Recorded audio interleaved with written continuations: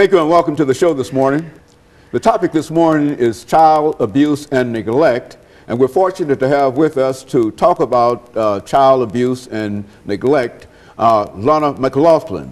And of course, Alana has been with us on a number of occasions, and I don't think that she will really need an introduction to many of our audience this morning, but nevertheless, let us have you, Alana, to give our audience some information about your background, your education, and some of your experiences, and then we'll talk about the topic child neglect and abuse, and have you to again tell us some of the things that you feel in reference to these topics. Let's start off with your background and some of that information.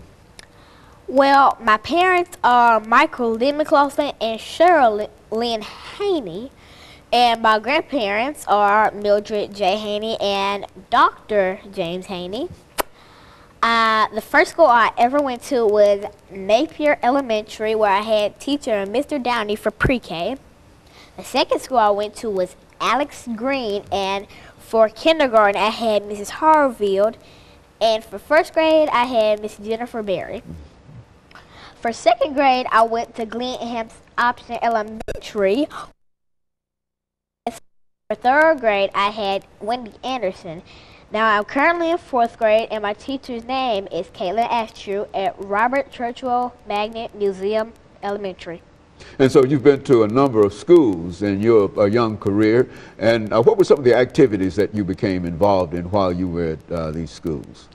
Well, at Glen, I was in a tutoring class where I tutored some of 5 students, where we learned social studies, science, math, and reading, while also doing extracurricular to higher our grades, doing some of those activities such as going and writing essays on what we did over the summer, or doing it about certain, like doing autobiographies about people and things like that. So that's kind of what I've been doing.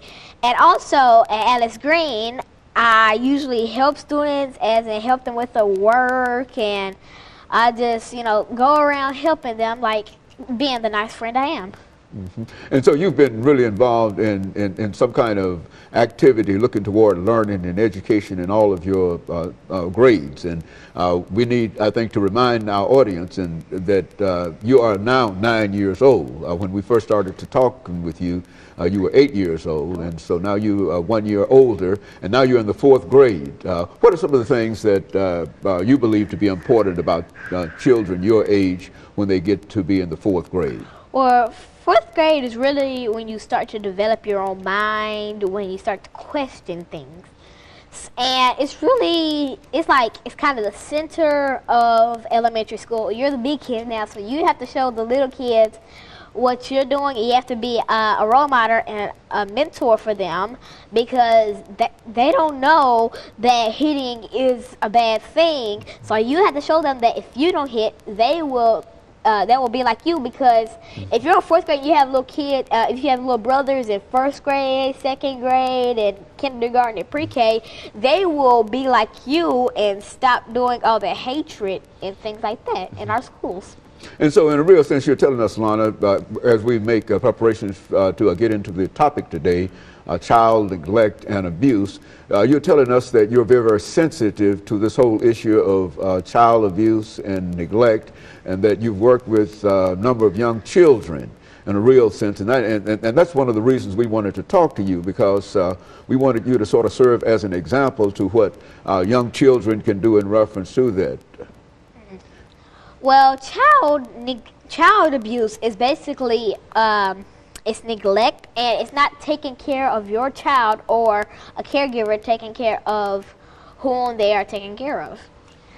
It's basically holding the baby in the wrong way, or doing the simplest things can get your baby taken away. I would also like to talk about the Charles Lindbergh case. In 1932, Charles Lindbergh Jr., he was 18 months and he went missing, only to over 2 months later they found him, for he was shot a mile away from their home, by who was found to be guilty, Bruno Hauptmann. Now, Bruno was found guilty and he was sentenced to death, and he was 39 when he died. Okay, and Alana, let's stop here with that information in reference to that case, and have our first commercial break. And when we come back, we'll have you to deal with some other aspects of child neglect and child abuse, recognizing that this is one of the classic examples of child abuse and neglect. And we'll be back with our audience following this very, very short commercial break.